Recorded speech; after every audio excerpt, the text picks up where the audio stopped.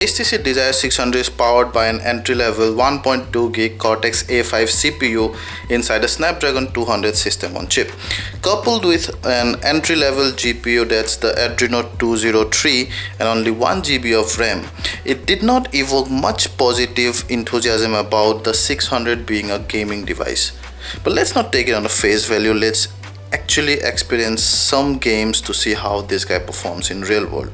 Now we'll start with some basic games like this Temple Run 2, which should run almost in all Android devices because these games do not take much resources.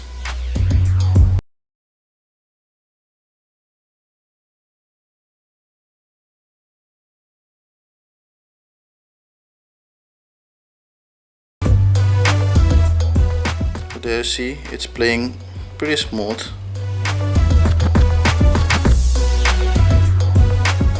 The colors are fine, the textures are fine, there is no frame loss. But we did not expect any frame loss as well or any texture loss because the textures of this game are not that complex.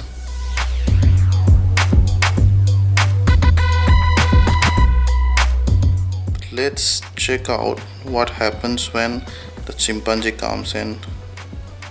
I just believe it's just skipped a few frames here and there, as long as there are two characters on the screen. Now again you see suddenly it becomes smooth and even the running becomes smoother once the chimpanzee is gone.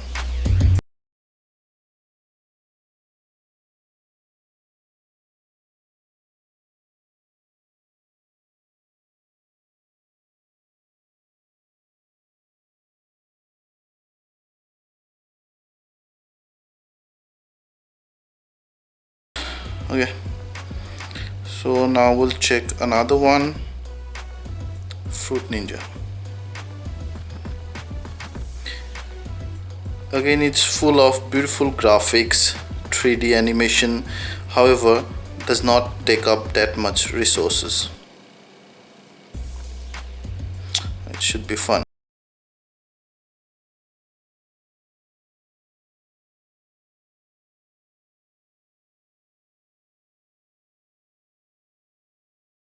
When I'm slashing 3 or 4 fruits, there is a very slight minor frame loss. I don't know if you can make out, but other than that, for most part the gameplay is absolutely fine.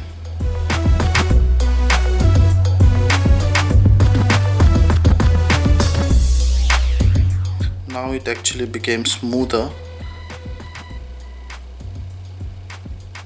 and it's not lagging or there is no frame loss even when I'm slashing a number of fruits.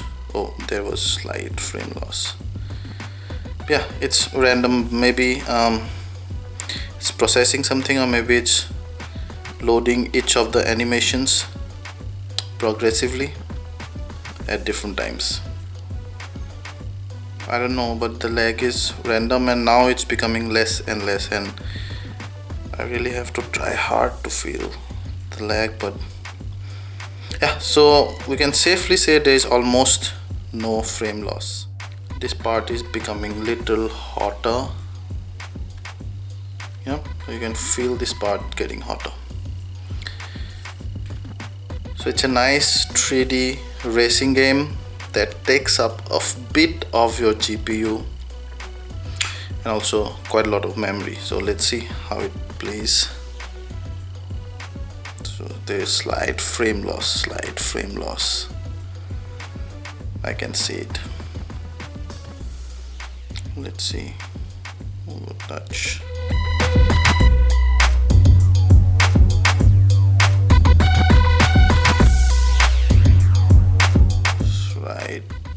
Slight frame loss, although the environment is fine.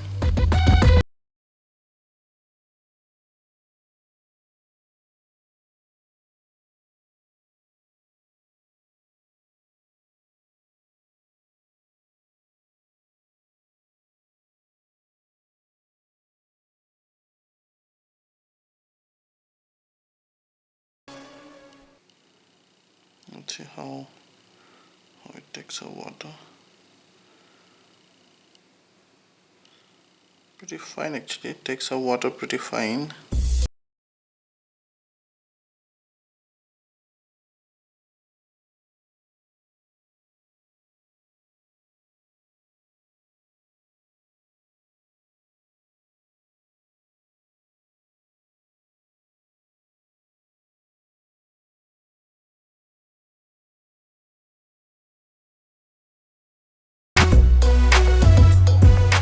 Now we'll check it out inside the cave, where there should be a little more complex environment and textures than this open.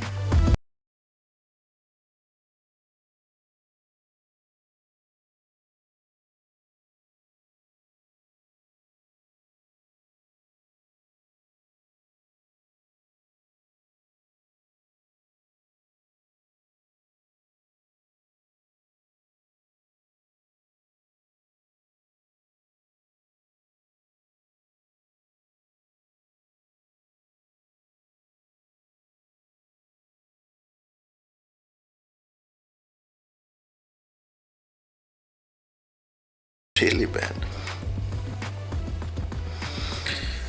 However, that's okay. Again, played this game also pretty fine, although slight frame loss initially. I can feel this getting even hotter now, but it's bearable. Enough is enough. Now time for some really good fun. Let's start Nova 3 and see how the Desire 600 takes it.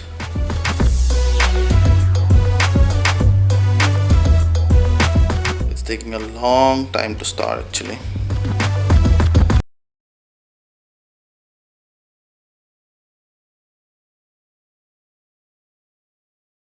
So as you can see, considerable startup time. The game takes a fair amount of time to start up, to go to start of the gameplay. However, it's taking slightly longer.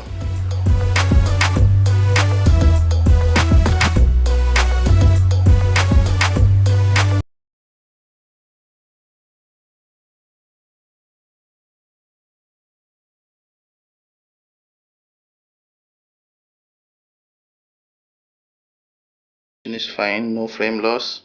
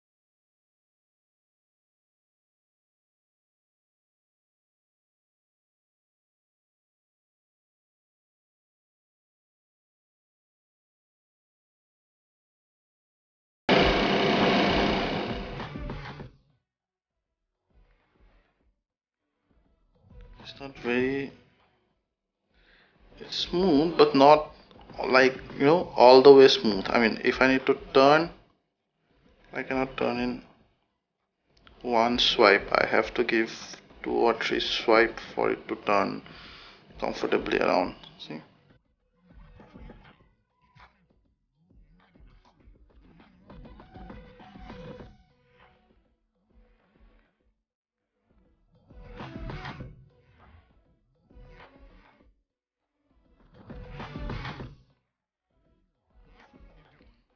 I see slight frame loss.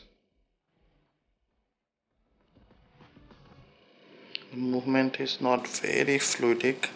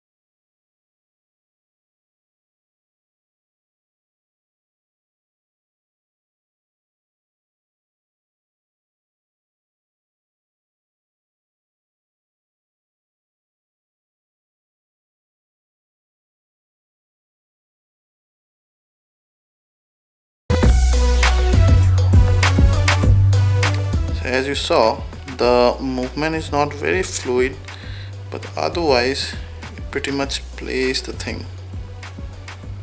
It's quite smooth actually for the processor it has. Yeah, so that's about it. That's the gameplay on the Desire 600. It plays all the game